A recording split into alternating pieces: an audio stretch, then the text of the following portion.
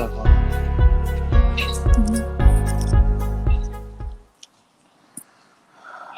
সুপ্রিয় দর্শক, quick মেডের Facebook পেজের আজকের লাইভে আপনাদের সবাইকে স্বাগত জানাচ্ছি। আমি ডাক্তার মণি চৌধুরী। দর্শক, আজকে আমরা খুবই গুরুত্বপূর্ণ একটি বিষয় নিয়ে আলোচনা করব।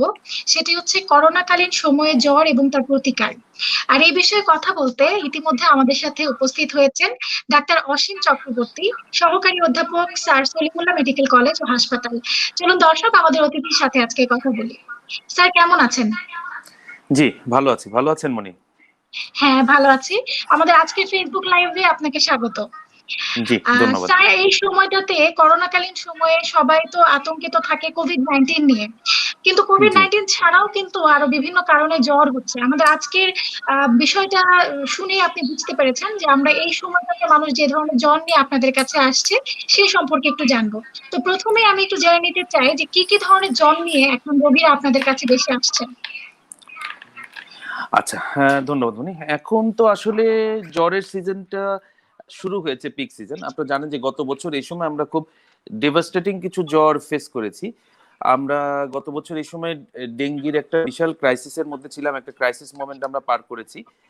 এই বছরও দেখা যাচ্ছে যে কোভিড এর কারণে আসলে কিন্তু ডেঙ্গুটা মাস্ক হয়ে আছে, কিন্তু আসলে যে ডেঙ্গু পেশেন্ট কম তা কিন্তু সেরকম না। হ্যাঁ, ডেঙ্গি পেশেন্ট কিন্তু এখনো আছে এবং বেশ ভালো পরিমাণে ডেঙ্গি পেশেন্ট এখনো পর্যন্ত আমাদের আছে। আমরা কিছু ডায়াগনোসিস করতে পারছি, কিছু পারছি না, যদিও গতবারের মতো এত তীব্র ডেঙ্গুটা দেখা যাচ্ছে না, কিন্তু তারপরেও কিন্তু ডেঙ্গুর প্রাদুর্ভাব যে একেবারে কম তাও কিন্তু নয়। যে কারণে আমরা আচ্ছা। বলতে পারি যে এই সময় আসলে সব ধরনের জ্বরই আসে। আর আপনারা জানেন যে কিছু সিজনাল ফ্লু জ্বর সবসময় আছে, যেমন ভাইরাল ফিভার গুলো কিন্তু রাউন্ড দ্য ইয়ার সবসময় কিন্তু আমাদের দেশে ভাইরাল ফিভার গুলো হচ্ছে। সো এই ভাইরাল ফিভারের পেশেন্ট গুলো কিন্তু আসতেছে আমাদের দেশে একই সাথে আর কি। হ্যাঁ, এই আমাদের কাছে আসছে বেশিরভাগ ক্ষেত্রে হয়তো বা ভাইরাল ফিভার আপনারা জানেন যে আপার রেসপিরেটরি ক্যাটারল থাকে, তার মানে হলো হচ্ছে যে এখানে জ্বর থাকে, এখানে নাক দিয়ে পানি পড়ে, এখানে কাশি থাকে, কিছুটা রোগীর গলায় বা অন্য জায়গায় শুষ্ক অনুভব করে। সো এই যে লক্ষণগুলো রোগীদের থাকে অন্যান্য গুলোতেও, সেগুলোতেও কিন্তু একই রকমের লক্ষণ নিয়ে রোগীগুলো আসছে এবং আমরা অনেক ক্ষেত্রেই হয়তোবা ভাইরাল ফ্লুকেও, আমরা যেহেতু এন্ডেমিক সিজন, আমরা ভাইরাল ফ্লুকে অনেক সময় কিন্তু কোভিড হিসেবে চিন্তা করছি এবং যেহেতু প্যান্ডেমিক ডিজিজ বা এগুলো আছে। এছাড়াও জি। যদি আমরা খুব কমন ডিজিজ চিন্তা করি তাহলে এন্টেরিক ফিভার বা টাইফয়েড জ্বর, টাইফয়েডের রোগীগুলোও কিন্তু আসছে। আমরা যদি অনেক ক্ষেত্রে ব্লাড কালচার করে দেখছি তাহলে দেখা যাচ্ছে যে টাইফয়েডও পাওয়া যাচ্ছে। আমাদের দেশে যে রেগুলার আমাদের দেশে টাইফয়েডের যে এন্ডেমিক রেট, সেই রেটেই কিন্তু মোটামুটি টাইফয়েড এখন আসছে। সো সব মিলিয়ে যে কোভিড এর জন্য অন্য জ্বর আসছে না তা না, সবই আসছে। কোভিডও আসছে, সাথে এগুলোও আসছে আরকি। কোভিড-19 নিয়ে এখন আগে যেটা ভাবা হতো যে অনেক বেশি জ্বর হবে, গলা ব্যথা, শ্বাসকষ্ট এই ধরনের সিম্পটম গুলো থাকবে। তো এখন তো দেখা যাচ্ছে যে সিম্পটম ছাড়াই অনেকে কোভিড-19 পজিটিভ আসছে। হয়তো শুধুমাত্র একটু দুর্বলতা অথবা নাকে ঘ্রাণটা পাচ্ছে না খাবারের। এই ধরনের জটিলতাগুলো নিয়েও কিন্তু আসছে। সেক্ষেত্রে এই যে সিম্পটম হচ্ছে না কিন্তু কোভিড-19 পজিটিভ, এই সম্পর্কে আপনার কাছে একটু জানতে চাই। আচ্ছা, এটা ব্যাপারটা হলো কি, আপনি দেখবেন যে রিসেন্ট একটা আ কিন্তু স্টাডিও এসছে। রিসেন্ট একটা স্টাডিতে দেখা গেছে যে ঢাকা শহরের ৭৮% ব্যক্তি কোভিড পেশেন্ট যারা, তারা কিন্তু উপসর্গবিহীন। এখন আচ্ছা। কোভিড যখন ১ম এ এসছে তখনই কিন্তু ওয়ার্ল্ডের সব জায়গায় বলা হয়েছে যে কোভিড কিন্তু অ্যাসিম্পটোমেটিক হতে পারে। এটা ডিপেন্ড করবে ইন্ডিভিজুয়াল ইমিউনিটির উপরে, যে আমাদের ইমিউনিটি গুলো কেমন রোগ প্রতিরোধ ক্ষমতা ঠেকানোর জন্য। আসলে খুব স্বভাবজাতভাবে আমাদের দেশে ভাইরাল যে ফ্লু বা ইলনেস গুলো, সেগুলোর ইমিউনিটি আমাদের কিন্তু অন্যদের থেকে অনেক বেশি। আপনি যদি চিন্তা করেন তাহলে ইউএসএ তে প্রতি বছর ইনফ্লুয়েঞ্জাতে প্রায় কয়েক লাখ মানুষ মারা যায়। কিন্তু আমরা আসলে হার্ডলি সিকেডির পেশেন্ট না হলে বা অন্য কোনো মেজর কমপ্লিকেশন না থাকলে ইনফ্লুয়েঞ্জা মারা যাওয়া মনে হয় না আমাদের এই সময়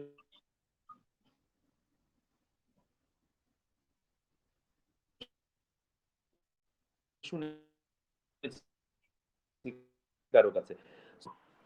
সো এই কারণে আসলে এই যে ভাইরাল ডিজিজ গুলোর পরিবর্তন, সেই কারণে দেখা যায় যে সবসময় ভাইরাল ডিজিজ গুলো যে লক্ষণ নিয়ে আসবে তা না। আমরা ডেঙ্গুর সময় কিন্তু দেখেছি যে শেষের দিকে এমন কিছু ডেঙ্গি পেশেন্ট এসছে যাদের জ্বর খুবই কম বা একেবারেই জ্বর কম, গা ব্যথা আছে, টেস্ট করে ডেঙ্গি পজিটিভ এসছে। সো এখন আমাদেরকে চিন্তা করতে হবে যে যেকোনো পেশেন্টই কোভিড। অল পেশেন্টস আর কোভিড এবং অল সারফেসেস আর কোভিড। এই চিন্তা করে আমাদের কিন্তু আগাতে হবে। কারণ আমরা এই চেম্বারে প্রায় চিন্তা করি যে আমার জ্বরের যে রোগীটা তার ক্ষেত্রে আমরা খুব অ্যাটেনশন নেই, বা হাসপাতালে আমরা জ্বরের যে রোগীটা দেখছি খুব অ্যাটেনশন নিয়ে দেখছি। যখনই জ্বরবিহীন আমরা একটা রোগী দেখছি তখনই কিন্তু আমরা একটু ক্যাজুয়াল হয়ে যাচ্ছি। এটাই কিন্তু ক্ষতি করছে। কারণ আমাদেরকে চিন্তা করতে হবে যে এই পেশেন্টটা তো অ্যাসিম্পটোমেটিক কোভিড ক্যারিয়ার হতে পারে এবং সেও ডিজিজ স্প্রেড করতে পারে। সো এই উপসর্গবিহীন রোগীগুলো এটা খুব স্বাভাবিক ফেনোমেনা। যেকোনো ভাইরাল ডিজিজ একটা নির্দিষ্ট পার্সেন্টেজ অফ পেশেন্ট উপসর্গবিহীন ভাবে থাকবে। আপনারা দেখবেন যে যখন এটার টিকা দেওয়া শুরু হবে তখন কিন্তু সবার ক্ষেত্রে উপসর্গটা হবে না, যদি হওয়ার কথা। কারো কারো ক্ষেত্রে হবে, কারো কারো ক্ষেত্রে হবে না। সো এই কারণে উপসর্গবিহীন রোগীগুলো কিন্তু এখন একটা বড় চ্যালেঞ্জ। এই কারণে আমরা বিগত ২ মাস আগে থেকে বা ৩ মাস আগে থেকেই বলছি যে আপনার অল পেশেন্টকে কোভিড হিসেবে চিন্তা করি এবং অল সার্ভিসকে কোভিড হিসেবে চিন্তা করি। তাহলে আসলে এবং এই যে মাস্ক পরা, সচেতনতা, সামাজিক দূরত্ব এটা সবার ক্ষেত্রে মেইনটেইন করতে হবে। সেক্ষেত্রে এই কোভিডটা ঠেকানো সম্ভব আরকি। সচেতনতাই আসলে আমাদেরকে এই কোভিড হ্যাঁ, মহামারী থেকে জি, আসলে জি, বাঁচাতে পারে। আচ্ছা, জি। আমি একটু জানতে চাচ্ছি যে যেই রোগীগুলোর সিম্পটম নেই, আপনারা তাদেরকে কিভাবে ট্রিটমেন্ট দিচ্ছেন বা তাদেরকে কখন পরীক্ষা করাতে হবে, সেই বিষয়ে নির্দেশনাটি কেমন? আমরা আসলে যে পেশেন্টগুলোর সিম্পটম নেই তাদেরকে আসলে বলছি যে আ তারা বাসায় শুধু আইসোলেটেড থাকবেন। হ্যাঁ? তারা বাসায় শুধু যদি আচ্ছা। আইসোলেটেড থাকেন, অন্যদের থেকে একটু বিচ্ছিন্ন থাকেন, তাহলেই কিন্তু তারা অন্যদেরকে এই সংক্রমিত করার কাছ থেকে বাঁচাতে পারবেন। দ্বিতীয়ত হলো তার নিজের নিরাপত্তার জন্য যেটা করতে পারেন, সেটি হচ্ছে উনি রেগুলার ১৪ দিন পর্যন্ত অন্তত ১৪ দিন পর্যন্ত নিয়মিত মনিটরিং এ থাকবেন যে তার লক্ষণগুলো পরে আসছে কিনা। কারণ অনেক ক্ষেত্রে দেখা যাচ্ছে ১ম ৩-৪ দিন কোনো লক্ষণ নেই। পরবর্তীতে ৫ম বা ৬ষ্ঠ দিনে যেয়ে একটা লক্ষণ হচ্ছে। আপনার ইতিমধ্যে আমাদের চিকিৎসকরা সবাই আচ্ছা। জানে যে কোভিডে হ্যাপি হাইপোক্সিয়া হচ্ছে। মানে বোঝা যাচ্ছে না যে রোগীর আসলে অক্সিজেন কমে গেছে, হ্যাঁ? আমরা স্যাচুরেশন যখন দেখছি তখন হুট করে দেখছি অক্সিজেন কম। বা আমরা রোগীর একেবারেই সিম্পটম নাই, একটু কাশি শুধু। রোগী বলছে একটু কাশি তো আমার সবসময় ছিল, আগে থেকেই ছিল। ঠান্ডা লাগলে কাশি হতো। কিন্তু আমরা চেস্ট এক্স-রে বা এইচআরসিটি করে দেখছি যে ৩০% লাং ইনভলভ। সো আমরা তাদেরকে বলি যে আপনার যদি যখন COVID-19 পজিটিভ তখন মিনিমাম অফ সিম্পটম যদি হয়, একটু কাশিও যদি হয় বা একটু জ্বরও যদি হয়, তাহলে পরের স্টেপের যে ইনভেস্টিগেশন গুলো ল্যাব ফ্যাসিলিটি আছে সেগুলো আমরা করে ফেলতে বলি। আর আপনি জানেন যে প্রেগন্যান্ট গর্ভবতী মায়েদের ক্ষেত্রে ৯২% এবং অন্যান্য রোগীদের ক্ষেত্রে ৯৫% এর অক্সিজেন স্যাচুরেশন তার নিচে নেমে আসলেই কিন্তু আমরা রোগীগুলোকে বলছি যে ইমিডিয়েট মেডিকেল অ্যাটেনশন অর্থাৎ কোভিড ডেডিকেটেড হসপিটালে ভর্তি হওয়ার জন্য আরকি। সো তারা বাসায় থাকবেন, কোভিড। আইসোলেটেড থাকবেন। জি। জি, জি বলুন। তারা বাসায় থাকবেন, আইসোলেটেড থাকবেন এবং কোনো সিম্পটম হলেই তারা কোভিড ডেডিকেটেড হসপিটালে চলে যাবেন আরকি। কোভিড-19 এ আক্রান্ত যে রোগীগুলো আমরা জানি আরটি-পিসিআর করা হচ্ছে কোভিড-19 শনাক্তকরণের জন্য, বুকের এক্স-রে করা হচ্ছে, সিটি স্ক্যান করা হচ্ছে। এছাড়া প্রাসঙ্গিক আর কি ধরনের পরীক্ষা আপনারা করে থাকেন সিভিয়ারিটি অ্যাসেসমেন্ট এর জন্য? সিভিয়ারিটি অ্যাসেসমেন্টের জন্য এখন দেখেন আমরা বেশ কিছু পরীক্ষা করে থাকি। আমরা আরটি-পিসিআর এর পরে আপনারা জানেন যে আরটি-পিসিআর ও যে সবসময় মানে ডায়াগনস্টিক এখন আমরা সেটা বলছি না। আরটি-পিসিআর এর কিন্তু বেশ কিছু 63% ক্ষেত্রে আরটি-পিসিআর আমরা বলছিলাম যে এটা রোগ নির্ণয় করতে পারে।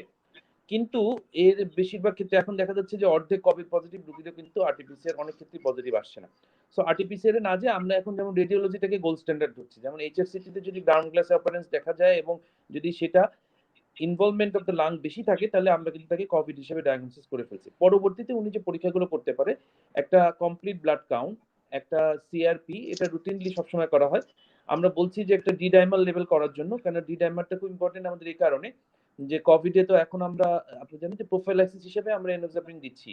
তো সেটাকে আমরা কখন প্রোফাইলাক্সিস ডোজে যাব এবং কখন আমরা থেরাপিউটিক ডোজে যাব সেটার ক্ষেত্রে ডিসিশন নেওয়ার জন্য কিন্তু ডি ডাইমারটার একটা গুরুত্ব আছে। আমরা প্রোক্যালসিটোনিন করতে দিচ্ছি।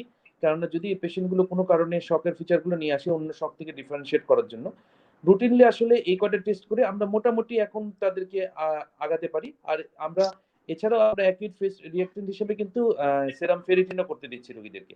এই কটা পরীক্ষা করে মূলত রোগীদের প্রগনোসিস গুলো অ্যাসেস করা হচ্ছে। ট্রিটমেন্ট পারপাসে তো কোভিড-19 রোগীদেরকে বিভিন্ন ক্যাটাগরিতে ভাগ করা হয়ে থাকে। সেক্ষেত্রে একজন রোগী কি, কি লক্ষণ দেখলে তাদের দ্রুত হাসপাতালে যাওয়া উচিত? বা তার হাসপাতালে ভর্তি হয়েই চিকিৎসা লাগবে, কি ধরনের লক্ষণ দেখলে এই ধরনের ডিসিশন নেওয়া উচিত? আচ্ছা, ১ম লক্ষণ হলো কোভিডে আমরা জানি যে এটা রেসপিরেটরি ট্র্যাক্ট ডিজিজ, রেসপিরেটরি ইনভলভমেন্টের ডিজিজ। সো যদি কোনো কারণে তার কাশি বেড়ে যায় যে সে কাশি তার কাশি অনেক বেশি হচ্ছে এবং কাশতে, কাশতে অনেক সময় শ্বাসকষ্টের মতো মনে হচ্ছে যেটা টিপিক্যালি আগে অ্যাজমা রোগী বা আমাদের ডিপিএলডি রোগী যারা ছিল ডিফিউজ যাদের যে আমরা আগে বলতাম যে আইএলডি রোগী যারা তাদের মতো করে যে কাশতে, কাশতে হঠাৎ করে শ্বাসকষ্ট শুরু হলো। যদি রোগী কোনো কারণে অসম্ভব দুর্বল বোধ করে, দেখা গেল রোগী বিছানা থেকে উঠেছে, সে ওয়াশরুম পর্যন্ত যেয়ে ফিরে আসতে গিয়ে অসুস্থ হয়ে যাচ্ছে। এই সমস্ত ক্ষেত্রে কিন্তু আমরা তাদেরকে বলছি আপনারা দ্রুত হাসপাতালে ভর্তি হবেন। এছাড়াও যদি জ্বরের মাত্রাটা অনেক বেশি থাকে, যে জ্বরটা কমছে না কোনোভাবেই, তাহলে আমরা তাদেরকে হাসপাতালে ভর্তি হতে বলি। যদি নাড়ির গতি বা পালস রেট অস্বাভাবিক হারে বেড়ে যায় তাহলে ভর্তি হতে বলি। আর যদি ব্লাড প্রেশার অনেক কমে যায় তাহলে আমরা ভর্তি হতে বলি। এটা ছাড়াও despite of all রোগীর যদি ডায়াবেটিস থাকে, রোগীর যদি ইসকেমিক হার্ট ডিজিজ থাকে এবং রোগীর যদি কিডনিতে প্রবলেম থাকে, ক্রনিক কিডনি ডিজিজ, তাহলে আমরা বলছি যে আপনি কোভিড শনাক্ত হওয়ার পরেই মিনিমাম অফ সিম্পটম থাকলেও আপনি হাসপাতালে ভর্তি হয়ে যাবেন নিজের নিরাপত্তার জন্য আরকি।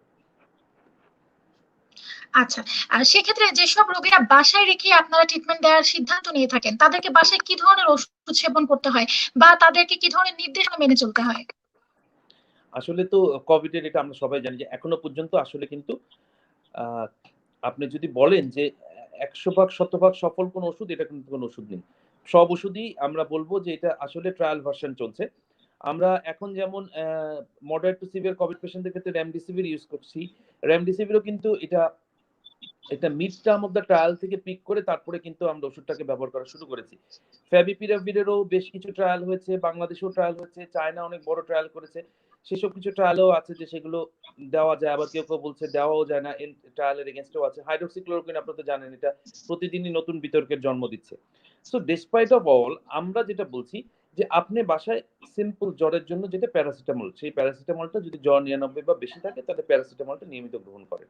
আপনি একটু স্টিম ইনহেলেশন নেন যেটা আপনার জন্য ভালো লাগবে যদি স্টিম সহ্য করতে পারেন। অনেকেই কিন্তু স্টিম সহ্য করতে পারছে না।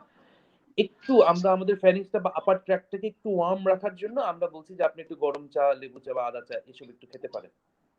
আর এরপরে আমরা তাদেরকে যেটা বলছি সেটা হলো যদি তার নিউমোনিয়া ডেভেলপ করে, কোভিড নিউমোনিয়া ডেভেলপ করে তাহলে নিউমোনিয়াতে যে অ্যান্টিবায়োটিক গুলো কাজ করে, আমরা জানি যে কোয়ামিক্সিক্ল্যাব কাজ করে, ক্লারিথ্রোমাইসিন কাজ করে, ইভেন ম্যাক্রোলিজের মধ্যে এরিথ্রোমাইসিন গুলোও কিন্তু কাজ করে দেখা গেছে কোভিড নিউমোনিয়া গুলোতে। আমরা তখন সেই অ্যান্টিবায়োটিক গুলো স্টার্ট করছি। এরপরে আমরা আসলে ইতালি থেকে যেটা শুরু হয়েছিল, ইতালির সেই ৫০ জন রোগীর পোস্টমর্টেম যেখানে ২৮ জনে পাওয়া গেছে যে তাদের পোস্টমর্টেম করে যে তাদের মাইক্রোথম্বাই ফর্মেশন। এটার পরে কিন্তু আমরা গুরুত্ব দিয়েছি এনএক্সাপিনের উপরে। আমরা কিন্তু শুরু থেকে এই কোভিড পেশেন্টদেরকে বলছি যে যদি তার লক্ষণগুলো চলে আসে এবং সে যদি অসুস্থ বোধ করে তাহলে কিন্তু সে অবশ্যই এনএক্সাপিম ইনজেকশন যেটা সেটা প্রোফাইল্যাকটিক ডোজে নেওয়া শুরু করবে। এটা শরীরের ওজনের ভেদে ৪০ মিলিগ্রাম বা ৬০ মিলিগ্রাম যেকোনো একটা ডোজ সে নিতে পারে। যদি ৬০ এর নিচে ওজন হয় আমরা গ্রস হিসেবে বলি যে ৪০ নিতে, বা যদি ৬০ এর উপরে ওজন হয় আমরা বলি ৬০ মিলিগ্রাম ওয়ান্স ডেইলি সাবকিউটেনিয়াস নেওয়ার জন্য। যেহেতু এটা সহজ, হোম অ্যাপ্লিকেবল, জাস্ট ইনসুলিনের মতো ডিভাইসে নেওয়া যায়, সেজন্য এটা নিতে বলছি। এছাড়া কিন্তু আসলে এরকম আহামরি কোনো ওষুধ হাসপাতালে ভর্তি না হলে কিন্তু আমরা আসলে শুরু করছি না। হসপিটালে ভর্তি হলে আপনারা যেসব রোগীদের ডায়াবেটিস বা হাইপারটেনশন আছে, ইসকেমিক হার্ট ডিজিজ আছে অথবা ক্রনিক রেনাল ফেলিওর যেসব পেশেন্ট, তাদেরকে আপনারা কিভাবে এই ম্যানেজমেন্ট গুলো দিচ্ছেন? যেহেতু ক্রনিক রেনাল ফেলিওর একজন পেশেন্টের কিন্তু ডায়ালাইসিসও প্রয়োজন হতে পারে, সেক্ষেত্রে আপনারা কিভাবে ব্যবস্থা করছেন? আচ্ছা, এখানে প্রথম কথা হলো যে কোভিড এর সাথে অন্য সকল স্বাভাবিক চিকিৎসা চলবে। তার আচ্ছা, ডায়াবেটিক মেডিকেশন যেটা সেই মেডিকেশনটা চলবে। তবে আপনি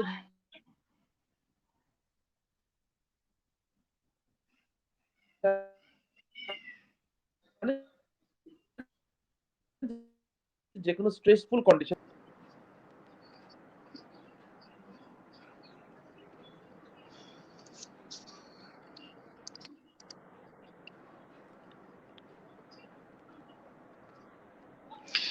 সংযুক্তি হয়তো কিছুটা বিচ্ছিন্ন আছে। আশা করছি স্যার কিছুক্ষণের মধ্যে আমাদের সাথে আবার যুক্ত হবেন। আহ, আমরা কথা বলছিলাম করোনাকালীন সময়ে কোভিড-১৯ ছাড়াও আর কি কি ধরনের জ্বর হতে পারে এবং সেগুলোর প্রতিকার নিয়ে। সংযোগটি বিচ্ছিন্ন হওয়ার কারণে আমরা স্যারকে এখন পাচ্ছি না, হয়তো কিছুক্ষণের মধ্যেই স্যার আমাদের সাথে যুক্ত হবেন। উম,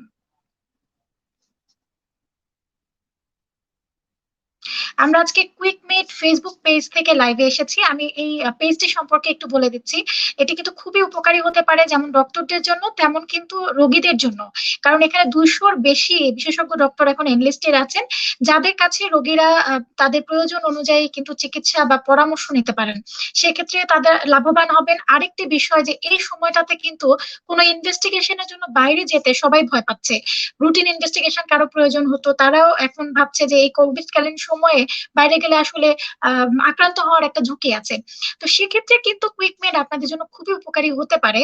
এর কারণ আপনাদের যে কোনো ধরনের প্যাথোলজিক্যাল টেস্টের জন্য তারা কিন্তু বাসায় গিয়ে অভিজ্ঞ লোক দিয়ে স্যাম্পল কালেকশন করা এবং পরীক্ষা করে সেই রিপোর্ট গুলো আপনাদের বাসা পর্যন্ত পৌঁছে দেওয়ার কাজটি করছে। এবং আপনি কিন্তু আপনার প্রত্যাশিত যে কোনো ডায়াগনস্টিক সেন্টারে এই পরীক্ষাগুলো করতে পারেন। তো সেক্ষেত্রে আমি বলবো যে কুইকমেড আসলে ডক্টরদের জন্য এবং রোগীদের জন্য দুই ক্ষেত্রেই কিন্তু খুবই উপকারী হতে পারে।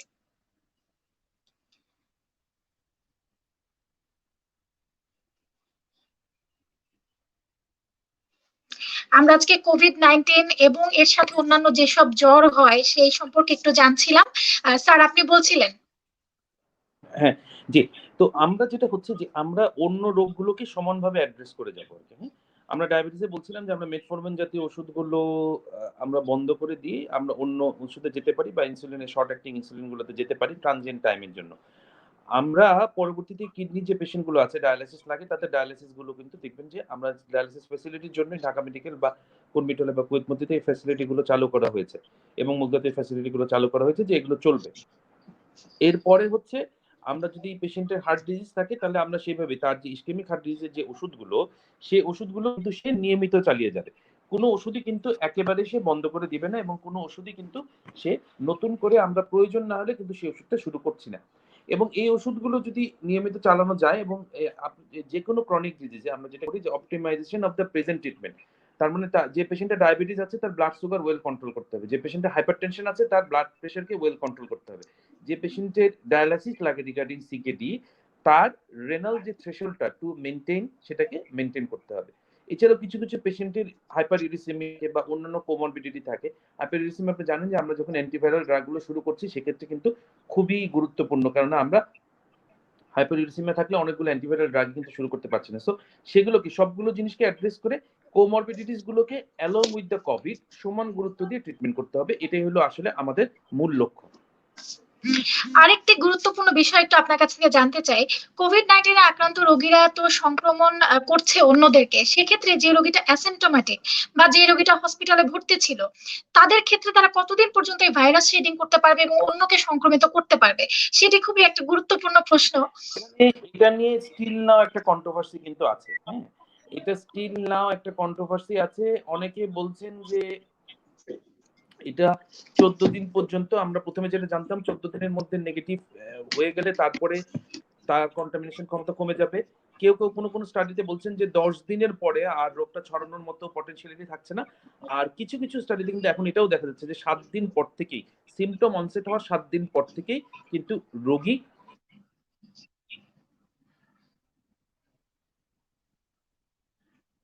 নন স্প্রেডার হয়ে যাচ্ছে।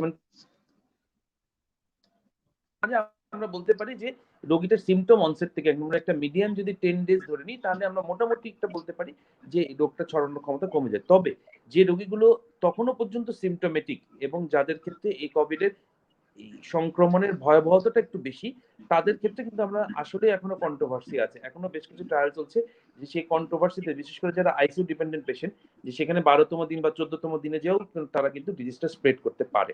যদি তারা কোনো আচ্ছা অ্যারোসল জেনেটিক প্রসিডিউরে থাকে তাহলে কিন্তু সেই সময় যেও তাদের পক্ষে করা সম্ভব। আচ্ছা, আমাদের একজন দর্শক প্রশ্ন করেছেন যে সব সময় তার ঘুমানোর আগে শুকনা কাশি থাকে এবং গলায় সামান্য কফ জমা হচ্ছে মনে হয়, কিন্তু সে যখন কাশে তখন কোনো কফ আসে না। সেক্ষেত্রে এখন তার করণীয় কি? এখন তাকে প্রথম জিজ্ঞেস করতে হবে যে সালাম চৌধুরী যিনি তাকে জিজ্ঞেস করতে হবে যে তার এই কাশিটা আগে থেকেই ছিল কিনা। আর দ্বিতীয়ত হলো সে কখনো কোভিড পজিটিভ হয়েছিল কিনা। কোভিড পজিটিভ যদি হয়, কোভিড পজিটিভ পেশেন্ট গুলো কিন্তু নেগেটিভ হয়ে যাওয়ার পরেও অনেকদিন পর্যন্ত এই কাশির সিমটম গুলো রয়ে যাচ্ছে প্রায় 1 থেকে 2 মাস পর্যন্ত। কাশি আচ্ছা এবং খারাপ লাগার সিমটম গুলো অনেকদিন পর্যন্ত থেকে যাচ্ছে। সো উনি যদি কোভিড পজিটিভ হয়ে থাকেন তাহলে সেক্ষেত্রে তার ট্রিটমেন্ট প্রোটোকলটা আলাদা। আর যদি কোভিড পজিটিভ না হন তাহলে বেশিরভাগ ক্ষেত্রেই আমরা কাপ ভেরিয়েন্ট যে অ্যাজমা গুলো সেগুলোতে কিন্তু এই ধরনের লক্ষণ দেখতে পারি যে ঘুমানোর আগে রাতের আর্লি অনসেটে একটু কাশি হয়, ভোর রাতের দিকে একটু কাশি হয়, এই লক্ষণগুলো কিন্তু একটু রয়ে যায়। সেক্ষেত্রে উনি একজন বিশেষজ্ঞ চিকিৎসকের পরামর্শ নিতে পারেন। আর যদি উনি মনে করেন যে গলা থেকে কাশিটা হচ্ছে তাহলে উনি একটা হলো পোস্টনাটাল ড্রিপ যদি চিন্তা করেন নাকের একটা ড্রপ একটা অ্যান্টিহিস্টামিন ট্যাবলেট খেতে পারেন। জাস্ট সিম্পল এই ট্রিটমেন্ট করলেই মনে হয় উনি অনেকখানি ভালো থাকবেন আরকি।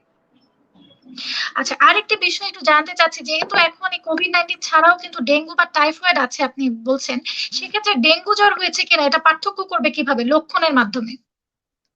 আচ্ছা, দেখেন যে দুটো জ্বরেই, যেকোনো জ্বরে, যেকোনো ভাইরাল ডিজিজে কিন্তু একটা বডি এক থাকে। ডেঙ্গুর ক্ষেত্রেও ডেঙ্গির ক্ষেত্রেও কিন্তু একই বডি এক থাকে। আবার কোভিড এর রোগীদের ক্ষেত্রেও ইদানিং বডি এক দেখা যাচ্ছে। তবে ডেঙ্গির বডি একটা আমরা জানি যে একটু ডিফারেন্ট টাইপের, ব্রেকবর্ন ফিভার।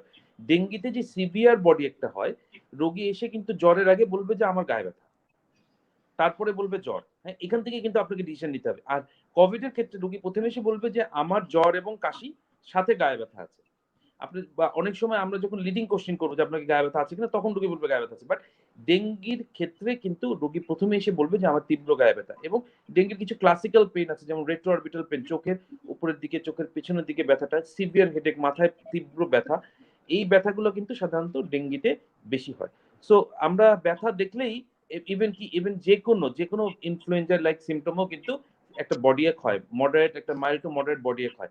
তবে সেটার সিভিয়ারিটি বোঝা যায় আসলে জাস্ট পেইনের যদি আমরা ভিজুয়াল অ্যানালগ স্কেল দিয়ে চিন্তা করি, তাহলে কিন্তু আমরা সিভিয়ারিটিটাকে খুব সহজেই আমরা আ মানে ডিফারেনশিয়েট করে ফেলতে পারবো আরকি। আচ্ছা, সেক্ষেত্রে ডেঙ্গু জ্বরের জন্য যদি কারো ডেঙ্গু জ্বরের লক্ষণ থাকে, সেক্ষেত্রে তারা কি ধরনের বাসায় সতর্কতা অবলম্বন করবেন এবং কোন সময়টাকে তাকে হসপিটালে যেতে হবে? ডেঙ্গু রোগী হলে ১ম কথা তাকে মশারির মধ্যে থাকতে হবে রোগীকে। এটা আমরা সবাই জানি, হ্যাঁ? সবাই মনে করে যে অন্যরা মশার মধ্যে থাকবে, রোগী কেন মশার মধ্যে থাকবে? অন্যরা থাকবে মশার মধ্যে।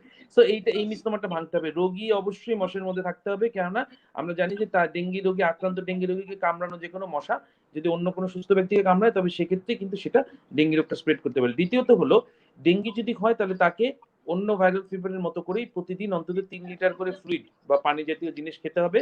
তাকে জ্বরটা মনিটর করতে হবে। সে অতিরিক্ত কোনো ওষুধ খাবে না। বিশেষ করে ব্যথা জাতীয় কোনো ওষুধগুলো সবসময় সে এভয়েড করে চলবে। এবং ডেঙ্গি হলে অবশ্যই সে খেয়াল রাখবে শরীরে কোনো লাল চাকা উঠছে কিনা, সকালে ব্রাশ করার সময় দাঁতের মাড়ে গোড়া দিয়ে কোনো রক্ত যাচ্ছে কিনা, বা বাথরুমের সাথে কোনো ধরনের রক্ত যাচ্ছে কিনা। এগুলো যেকোনো একটা লক্ষণ দেখা গেলে দ্রুত চিকিৎসকের শরণাপন্ন হবে।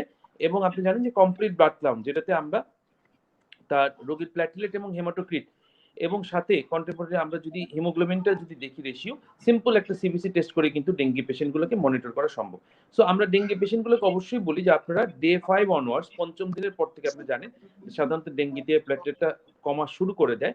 এফেব্রাইল পিরিয়ডে সাধারণত প্লেটলেটটা বেশি কমে। আমরা বলি যে এফেব্রাইল হওয়া মানে ডেঙ্গুর খারাপ সময় শুরু, বা তার আগেও অনেক সময় আমরা গত সিজনে খুব টেরিফিক এক্সপেরিয়েন্স আমাদের, যে আমরা দেখেছি ডে 1 এ পেশেন্টের প্লেটলেট ফল করেছে, ডে 2 তে ফল করেছে। সো এই পেশেন্ট গুলো অবশ্যই একটা সিবিসি পরীক্ষা করাবে। এবং সিবিসি পরীক্ষাটা একটা খুব সিম্পল সিবিসি পরীক্ষায় কিন্তু তার রোগটার ট্রিটমেন্ট প্রোটোকল টুকুকে এগিয়ে নিয়ে যেতে পারে।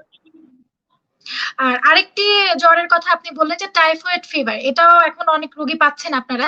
সেক্ষেত্রে এই রোগীগুলা কি ধরনের লক্ষণ নিয়ে আসছে, যাতে আপনারা ডিফারেন্সিয়েট করতে পারছেন যে না এটা ডেঙ্গি না অথবা এটা কোভিড-19 না?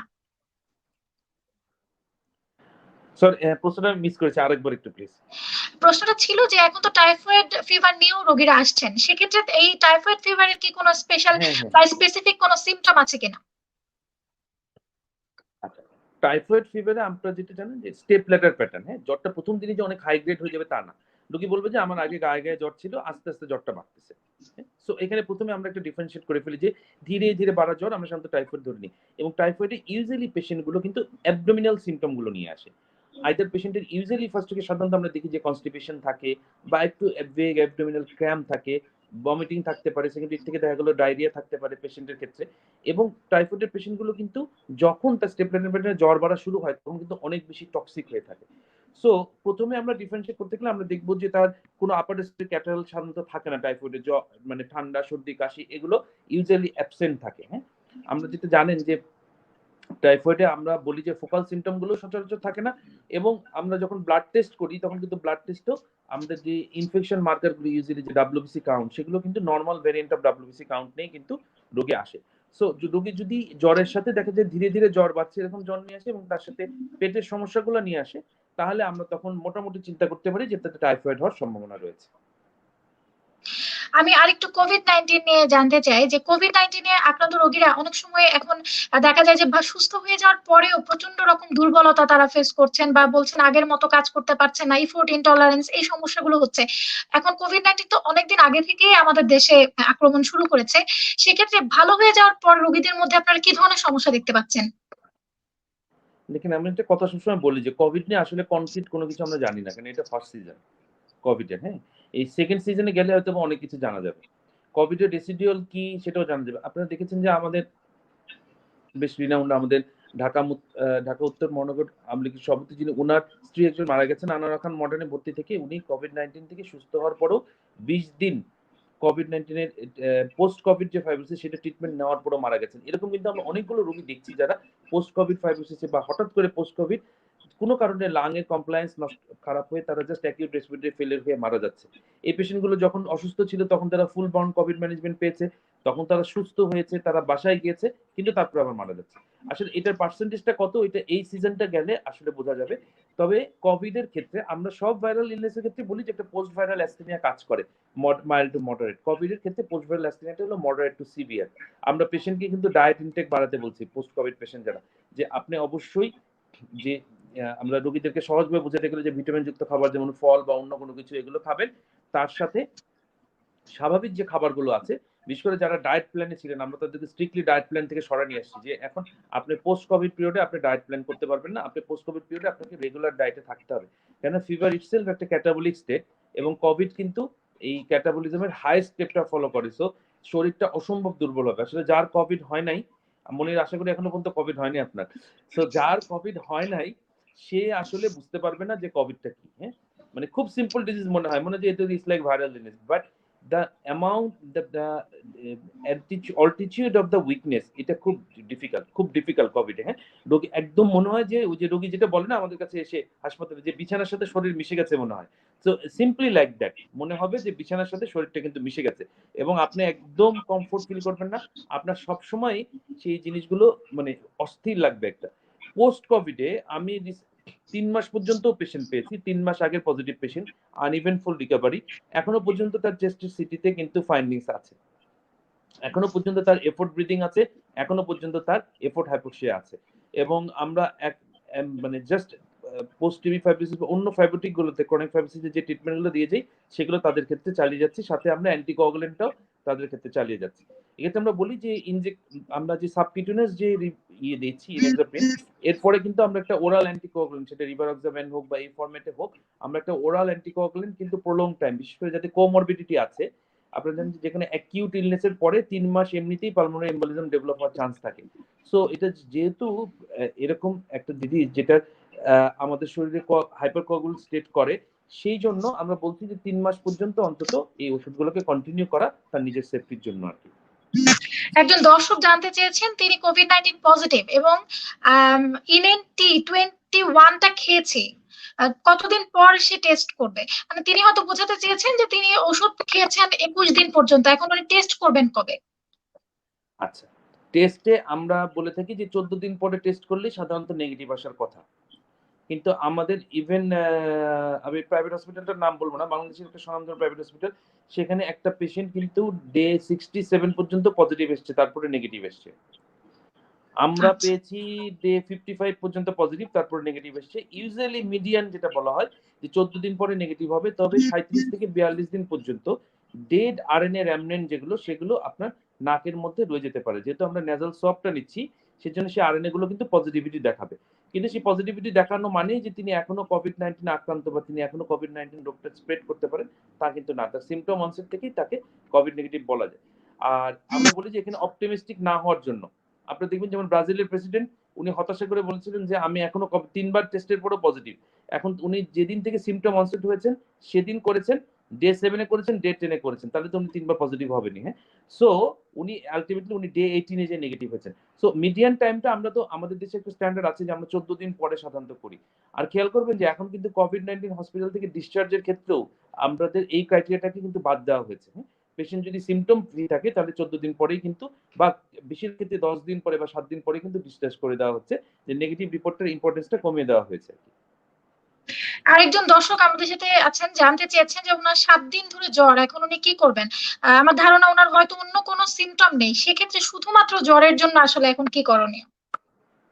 আচ্ছা, শুধুমাত্র জ্বরের জন্য যদি শুধু জ্বর হয়ে থাকে তাহলে 7 দিন পরে তো আসলে আমরা ধরে নিই যে 7 দিন পরে জ্বরটা পারসিস্ট করলে, যদিও কোভিডে 7 দিন পরে জ্বর পারসিস্ট করছে, ইউজুয়ালি ভাইরাল ইলনেস না। আমরা সেটাকে ব্যাকটেরিয়াল অন্য ইলনেস আছে কিনা সেটা স্বাভাবিকভাবে আমরা 7 দিনের পরের জ্বরে যেভাবে ইনভেস্টিগেট করি, উনি অবশ্যই চিকিৎসককে দেখিয়ে উনার এন্টেরিক ফিভার বা টাইফয়েড যে ফিভার মানে এন্টেরোব্যাকটেরিয়াল ফিভার সেগুলো আছে কিনা, অন্য কোনো জ্বর আছে কিনা। এবং আপনি অবাক হবেন যে এই সময় কিন্তু আমরা লিউকেমিয়ার পেশেন্ট মিস করছি।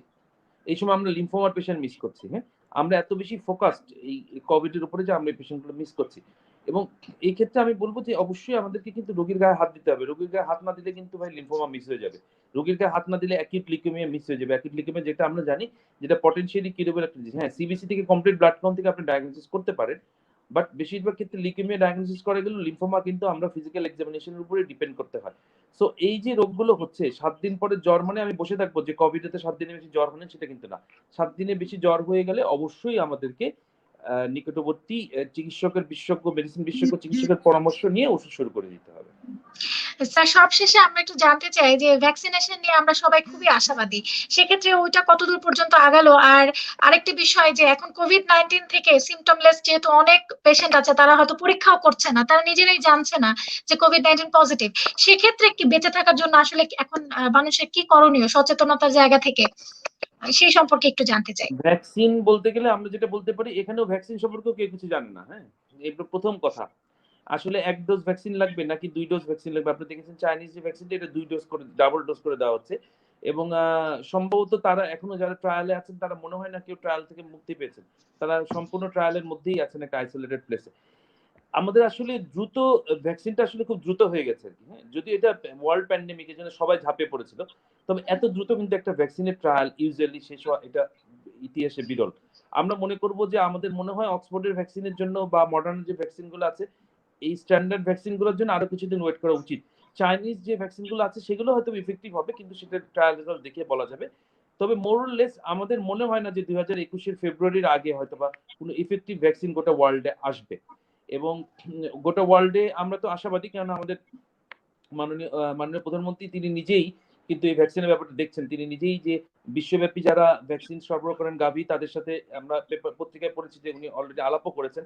মাননীয় স্বাস্থ্যমন্ত্রী মহোদয় বলেছেন এবং আমাদের সম্মানিত ডিজি স্যারও বলেছেন যে ইউরোপের সাথে আমরা একই সাথে ভ্যাকসিন পাবো। সো আমরা ডোন্ট বি রাশ। হ্যাঁ? আমরা আমাদের থেকেও আরো খারাপ অবস্থা অনেকে আছে।